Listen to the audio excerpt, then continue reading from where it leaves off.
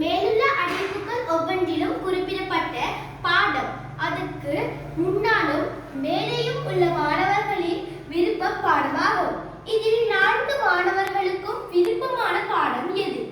3 பாடங்களையும் விரும்பும் மாணவர்கள் யார்? இங்கு 2 வினாக்கள் வினாப்பட்டு. முதலாவது வினா, இதில் 4 மாணவர்களுக்கும் விருப்பமான பாடம் எது? இரண்டாவது வினா, 3 பாடங்களையும் விரும்பும் மாணவர்கள் யார்? இங்கு ஒரு அட்டவணை, அதாவது இப்ப ஒரு குறிப்போடு தருகிறாங்க. இப்ப மாணவர் 1, மாணவர் 2, மாணவர் 3, மாணவர் 4 ஆகிய 4 மாணவர்களை தந்திருக்காங்க. மாணவர் 1 பார்க்கல கணித பாடத்தை விரும்புகிறாரு, சுற்றாட பாடத்தை விரும்புகிறாரு, தமிழ் பாடத்தை விரும்புகிறாரு. ஆகவே அவர் 3 பாடங்களையும் விரும்புகிறார். மாணவர் 2 பார்க்கல தமிழ் பாடத்தை விரும்புகிறாரு, கணித பாடத்தையும் விரும்புகிறாரு. அவர் ஆகவே 2 பாடங்களையும் விரும்புகிறார். மாணவர் 3 பார்க்கல அவர் சுற்றாட பாடத்தை விரும்புகிறாரு, தமிழ் பாடத்தையும் விரும்புகிறார். ஆகவே அவர் 2 பாடங்களையும் விரும்புகிறார்.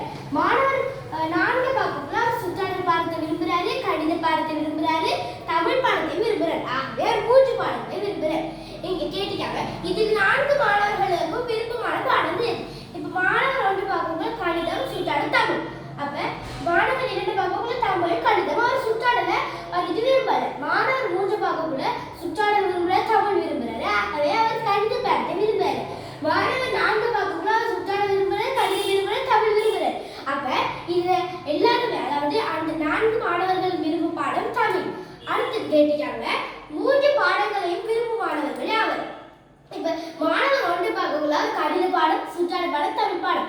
ஆகவே அவர் 3 பாடங்களை விரும்புகிறார். மாணவர் 2 தமிழ், கணிதம் ஆகிய 2 பாடங்களை தான் விரும்புகிறார்.